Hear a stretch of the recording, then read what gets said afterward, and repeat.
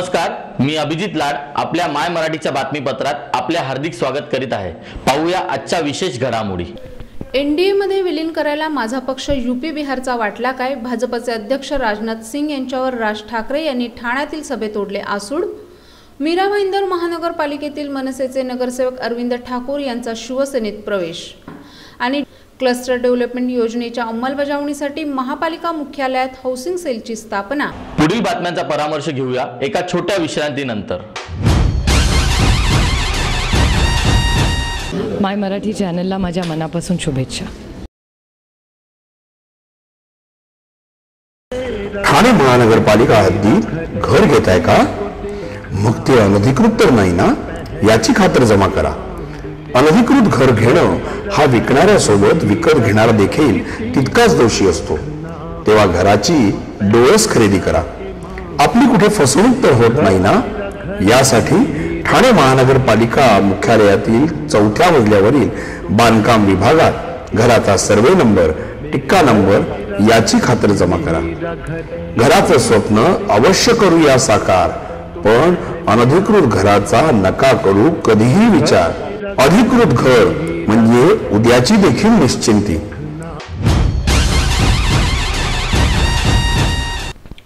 नरेंद्र मोदी यांच्यासारख्या नेतृत्वाची देशाला गरज आहे असं आपण 2011 मध्ये गुजरातचा दौरा केला तेव्हापासून म्हणत असून सध्या जे मोदी नावाच्या सलाईनवर फिरत आहेत ते त्यावेळी सुषमा स्वराज आणि लालकृष्ण अडवाणी यांना पंतप्रधान पदासाठी पाठिंबा देत होते अशी टीका मनसेचे अध्यक्ष राज ठाकरे यांनी शिवसेनेचं नाव न घेता काल ठाण्यात केली। मनसेचे ठाणे लोकसभा मतदारसंघातील उमेदवार अभिजित पानसे यांच्या प्रचारासाठी काल राज ठाकरे यांची सेंट्रल मैदानात जाहीर सभा झाली। यावेळी ते बोलत होते। या सभेत राज यांनी भाजपचे अध्यक्ष राजनाथ सिंग यांच्यावरही आसूड ओढले। लोकसभा निवडणुकीत मी भाजपचे राष्ट्रीय अध्यक्ष राजनाथ सिंग यांना नव्हे तर पंतप्रधान पदाचे उमेदवार नरेंद्र मोदी यांना पाठिंबा दिला आहे।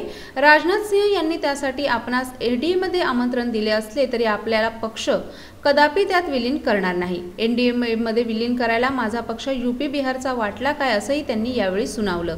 आपण दिलेला पाठिंबा मोदी यांना आहे, ते त्याबाबत काहीही बोलत नाहीत, मग ज्यांना पाठिंबाच नाही ते राजनाथ का बोलतात असा सवाल राज यांनी सभेत केला। बीजेपीची सत्ता आल्यास यांनी मला मंत्रिपद दिलं तरी घेणार नाही असंही त्यांनी यावेळी बजावलं। ठाणे जिल्ह्यातील डोंगर पालकमंत्री गणेश नाईक यांनी पोखरून पर्यावरणाची वाट लावल्याचा आरोपही त्यांनी यावेळी केला।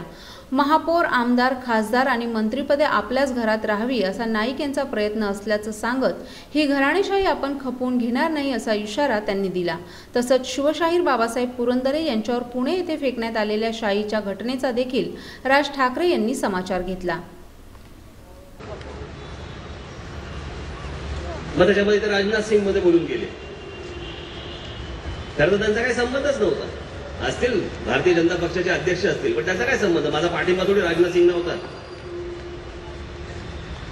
मी नरेंद्र मोदींना पाठिंबा दिला होता। त्यांचा संबंध काय? एक तर म्हणे एनडीएत या, नाही तर म्हणे पक्ष विलीन करा। विलीन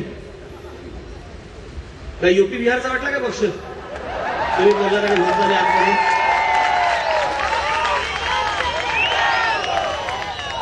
काही तोंडाला येईल ते बोलायचं। बरं, ज्यांच्याबद्दल मी बोललोय, पाठिंब्याचं मी बोललोय, ते नाही काय बोलत। परवा दिवशी त्यांची कुठच्या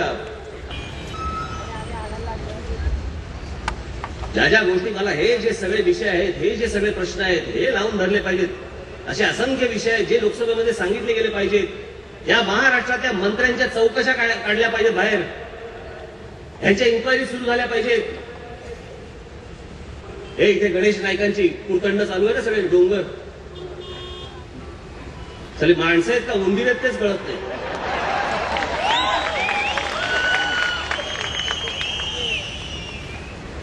ते 12वीचे डॉक्टर ठीक आहे, ओरबाडा महाराष्ट्र, ओरबाडा सगळा अख्खा, त्यात कमाई करा। विदेशी माझ्या एका सभेमध्ये सांगितलं, मी एक मध्यंतरी एक डॉक्युमेंटरी फिल्म बघितली, मी आपल्यालाही सांगतो, हे सगळं राज्य सरकार आणि सगळ्या गोष्टी हे त्यांची फक्त जबाबदारी नाही, ही आपली पण जबाबदारी आहे। हे आपण थांबवलं पाहिजे। या इथून तुम्हाला डोंबिवलीला जाताना शिळफाटावर हा प्रकार जिकडे लागतो ना, आपण तिकडे वळतो अख्खा, ती कुठची खिंड येते, ती कसली खिंड म्हणतात त्याला, त्या शिळफाट्यावर जाताना कसं तरी काय तो असा छोटा रस्ता येतो ना, त्याला कसं तरी खिंड म्हणतात.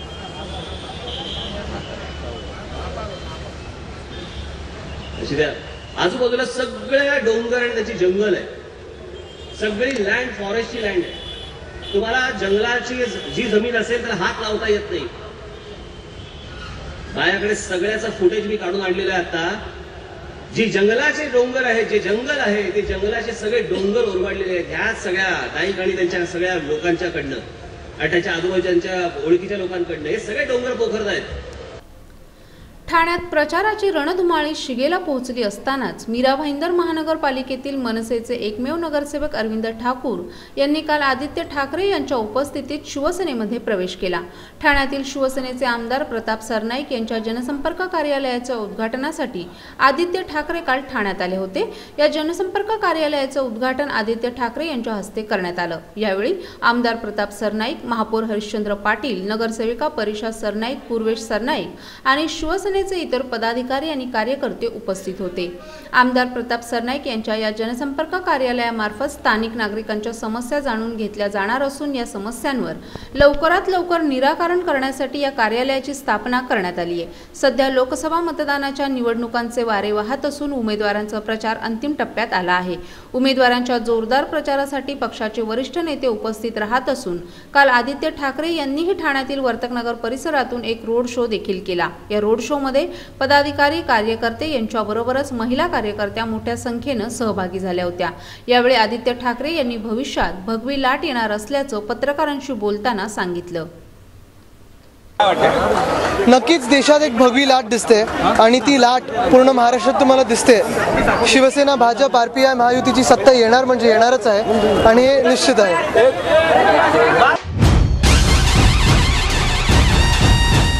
माय मराठी चॅनलला माझ्या मनापासून शुभेच्छा.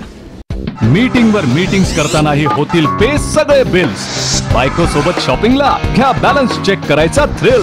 मित्रांबरोबर पार्टी करताना घ्या फंड ट्रान्सफरचा फील. किचन मधूनही करेल आई तिचा मोबाईल रिफिल. सर्व काही होईल शक्य जर असेल हाती TJSB मोबाईल बँकिंग.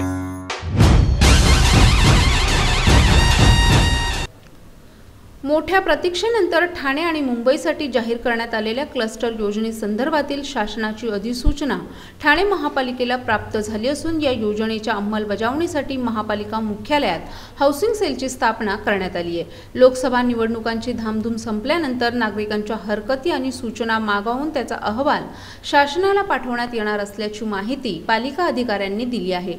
ठाण्यात क्लस्टर योजना जाहीर करण्यासाठी सर्वच राजकीय पक्षांनी आंदोलनं आणि उपोषणाचं हत्यार उपसलं होतं. त्यानंतर विधिमंडळात क्लस्टर योजना जाहीर झाल्यानंतर त्याची अधिसूचना 4 मार्च रोजी ठाणे महापालिकेला प्राप्त झाली आहे. अधिसूचना मिळाल्यानंतर 4 एप्रिलपर्यंत नागरिकांच्या हरकती आणि सूचना मागवण्यात आल्या होत्या. मात्र या तारखेपर्यंत एकही हरकत आणि सूचना आली नसल्यानं अखेर हे काम आता लोकसभा निवडणूक पार पडल्यानंतर केलं जाणार आहे. यासाठी महापालिका मुख्यालयात हाऊसिंग सेल स्थापन करण्यात आला असून या सेलमार्फत योजनेचं काम चालणार असल्याचं पालिका अधिकाऱ्यांनी सांगितलं. गटागटात विभागलेल्या आणि एकमेकांचे पाय ओढणाऱ्या ठाण्यातील मनसे पदाधिकारी आणि कार्यकर्त्यांना पक्षाच्या वरिष्ठ नेत्यांकडून इंजेक्शन मिळाल्यानं सगळे सुतासारखे सरळ झाले असून निवडणुकीच्या प्रचारात त्यांनी स्वतःला झोकून दिल्याचं चित्र सध्या ठाणे शहरात पाहायला मिळत आहे. मुळातच पक्षाकडे कार्यकर्त्यांचं बळ कमी असल्यानं अभिनव पद्धतीनं प्रचाराची राळ उडवून देण्यास सुरुवात झाली असून नाक्यानाक्यांवर सर्वसामान्य कार्यकर्तेच मनसेचे नेते होऊन सभा घेऊ लागले आहेत. मनसेच्या स्थापनेला 9 वर्ष लोटली असली तरी ठाण्यासारख्या शहरात या पक्षाच्या नगरसेवकांचं संख्याबळ अवघ 7 इतकंच मर्यादित राहिलं आहे. मनसेच्या नेत्यांनी आत्मकेंद्री राजकारण केल्यामुळे पक्षाची मुळं इथं रुजली नाहीत. ठाण्यातील सुधाकर चव्हाण यांनी मनसेचा झेंडा हाती घेतल्यानंतर पक्षाला थोडंफार बळ मिळालं होतं. आता राज ठाकरे यांनी आपल्या खास मर्जीतील अविनाश अभ्यंकर यांच्या खांद्यावर ठाणे लोकसभा मतदारसंघाची जबाबदारी सोपवल्यामुळे महिन्याभरातच मनसेच्या कार्यपद्धतीत आमूलाग्र बदल झाला आहे. अभ्यंकर यांनी पक्षातील अस्वस्थ मित्रमंडळींना सुरुवातीलाच डोस दिल्यानं आरोप प्रत्यारोपांचा सिलसिला बंद झाला आहे। एकमेकांवर कुरघोडी करणारी मंडळी एकमेकांच्या पायात पाय घालणार नाहीत अशा पद्धतीनं त्यांना कामाला झुंपण्यात आल्याचं दिसतं। ठाणे मतदारसंघातून मनसेनं अभिजित पानसे यांना उमेदवारी दिली असून शिवसेना आणि राष्ट्रवादीच्या तुलनेत कार्यकर्त्यांची कुमक कमी असल्यानं वेगळ्या पद्धतीनं प्रचार करण्यास मनसेनं सुरुवात केली आहे। 3 कार्यकर्त्यांच्या 30 टीमनं मनसेनं शहरात तयार केल्या असून प्रत्येक टीम दिवसाला 3 छोटेखानी सभा घेत आपल्या उमेदवाराचा प्रचार करू लागली आहे। नेत्यांऐवजी आपल्याच पक्षाची भूमिका लोकांसमोर मांडण्याची संधी मिळत असल्यानं कार्यकर्त्यांमध्ये विशेषतः महिलांमध्ये अनोखा उत्साह संचारला आहे। राम प्रहरी अवतरणारा वासुदेवही सध्या मनसेच्या उमेदवाराचा प्रचार करताना दिसत आहे। वासुदेव शहरी भागांमध्ये अभावानेच दिसतो, त्यामुळे आपल्या घराभोवती अवतरलेला वासुदेव पाहण्यासाठी लोक मुलाबाळांना घेऊन येत आहेत। त्यामुळे या प्रचाराला चांगलाच प्रतिसाद मिळत असल्याचं मनसेच्या नेत्यांनी सांगितलं। त्याशिवाय पत्रकांच्या माध्यमातून अभिनव पद्धतीनं मनसे घराघरात पोहोचत असून प्रचाराच्या शेवटच्या टप्प्यात प्रचार आणखीन वेग पकडेल असं सांगण्यात आलंय।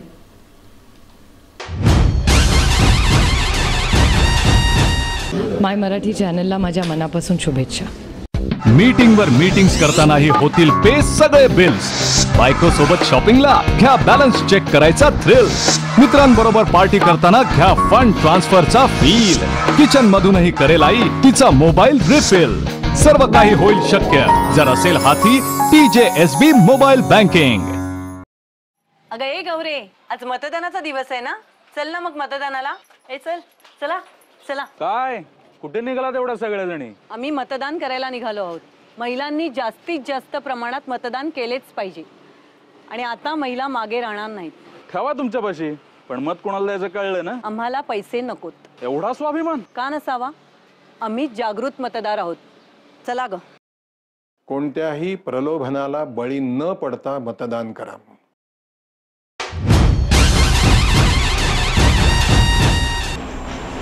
आपल्या काही सूचना अथवा प्रतिक्रिया असल्यास संपर्क साधा। आमचा पत्ता my Marathi news channel B2 plot number 59 Smruti society Nana Nani park जवळ सावरकर नगर ठाणे पश्चिम। आमच्याशी संपर्क साधण्यासाठी आमचा दूरध्वनी क्रमांक 9320277007 8652025555। तर मग पुन्हा भेटूया उद्या याच वेळी याच ठिकाणी आपल्या आवडत्या माय मराठी बातमीपत्रात। तोपर्यंत धन्यवाद।